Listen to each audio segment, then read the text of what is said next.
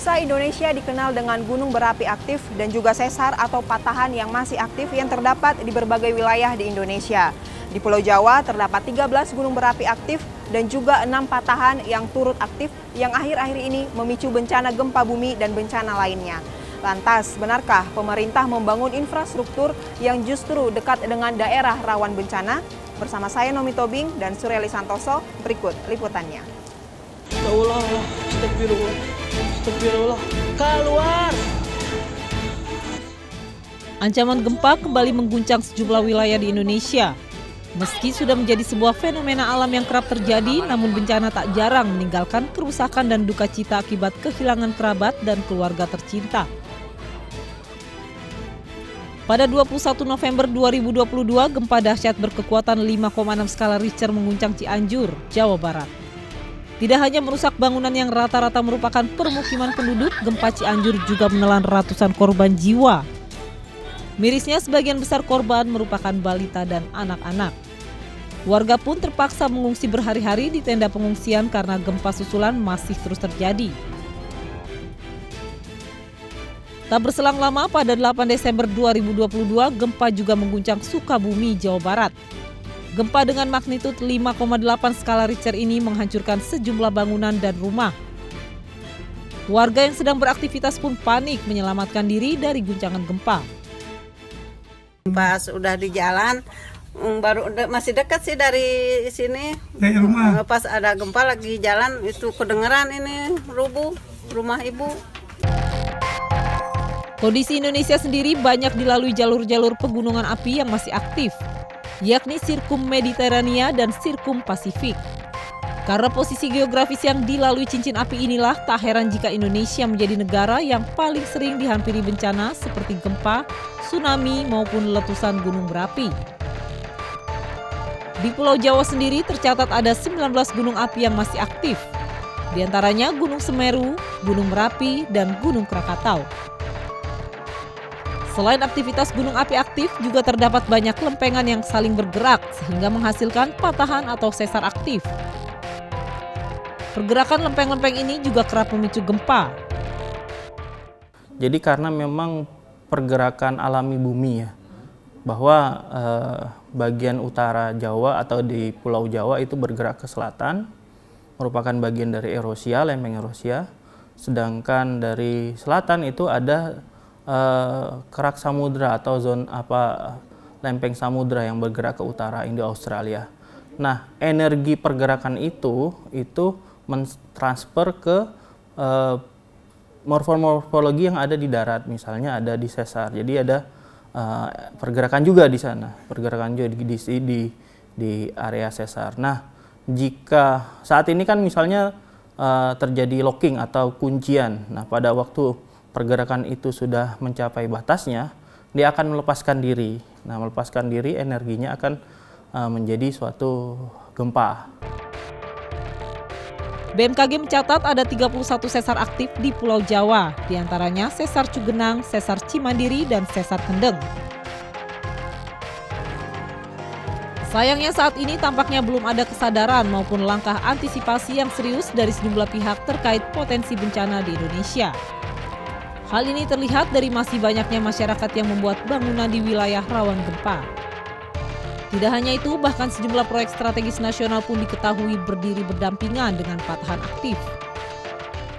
Perlu mengusahakan pembangunan itu memperhatikan kondisi data kebencanaan, ya, dalam artian berbasiskan mitigasi, ya, pembangunan ke depan. Nah, jadi untuk itu juga perlu diperkuat dengan regulasi dan penegakan hukum tentunya, regulasi serta penegakan hukum, dan itu yang perlu dilakukan. Seperti negara lain di Australia itu dilarang membangun di daerah patahan di situ. Nah, ini kan harus dijadikan pelajaran buat kita gitu. Tim Delik menyusuri sejumlah proyek pemerintah yang disinyalir dibangun di dekat wilayah rawan gempa. Salah satunya kami mendatangi Waduk Jati Gede di Sumedang, Jawa Barat. Waduk yang mulai dibangun pada 2008 dan baru diresmikan pada 2015 ini ditujukan sebagai sarana pengairan dan juga pembangkit tenaga listrik. Sayangnya dampak pembangunan waduk ini justru berimbas pada masyarakat di sekitar lokasi. Kalau ada meluap gitu ya, air di Waduk Jati Gede itu ya sampai ke sini. Jadi air bersih itu nggak ada, susah gitu. Buat mandi pun aja susah, jadi airnya jadi bau, air sumur. Waduk Jati Gede sendiri dibangun tak jauh dari sesar Baribis yang diduga dapat memicu terjadinya gempa.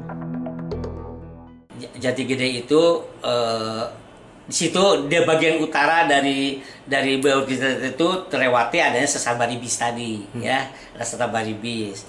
Tetapi sesar Baribis itu kan yang utama, yang besarnya. Kemudian ada yang kecil-kecilnya. Mungkin ini bagian dari sesar Baribis sendiri.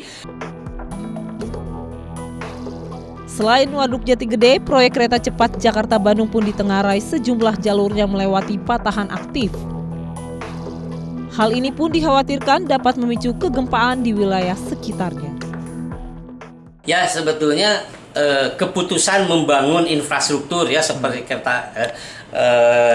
jalan kereta api cepat Jakarta-Bandung, kemudian pembangunan bendungan seperti Cirata ya, kemudian Jati Gede yang terakhir. Nah, itu sebetulnya sudah memperhitungkan ya besaran-besaran kegempaannya. Jadi teknik sipil itu sudah punya rumusannya gitu kan. Kenapa di situ di sekitar sana ya ada sesar aktif, tapi kok masih berani membangun gitu. Proyek moda transportasi yang dimulai sejak 2016 ini diketahui masih belum tuntas pengerjaannya hingga saat ini. Namun sejumlah dampak pengerjaan proyek kereta cepat ini juga ikut berimbas pada warga di sekitar lokasi. Kalau saat ngebor getarannya ke sini mah nggak nyampe sih ya Teh ya, karena kan agak jauh ya. Yang ngebor mah di atas terowongan, jadi nggak nyampe ke sini mah. Paling nyampenya kalau ngebor kan itu sih dampaknya ke air. Jadi kan airnya bukan sumur gitu, jadi air susu, air mengalir. Nah waktu itu pernah ya, air mengalirnya air semen. Iya air minum, di sini kan nggak pakai sumur, kebanyakannya pakai air susu, air mengalir. Terkait maraknya pembangunan infrastruktur yang tidak mempertimbangkan aspek kebencanaan, maka proyek-proyek tersebut dinilai perlu dilakukan audit. Ini berarti PR dari Kementerian PUPR misalnya ya, yang bertanggung jawab terhadap pembangunan infrastruktur berskala besar ya, mulai dari bendungan, jalan tol misalnya ya, jembatan misalnya ya, harus melakukan evaluasi atau audit apakah bangunan-bangunan mereka ya sudah mengantisipasi dalam tanda petik standar bangunan tahan gempa misalnya ya. Dan ini penting untuk mengetahui seberapa kuat infrastruktur yang mereka bangun. Jangan lupa bangunan infrastruktur ini kan berbiaya sangat besar. Artinya kalau terjadi kerusakan akibat gempa, dampaknya justru lebih besar.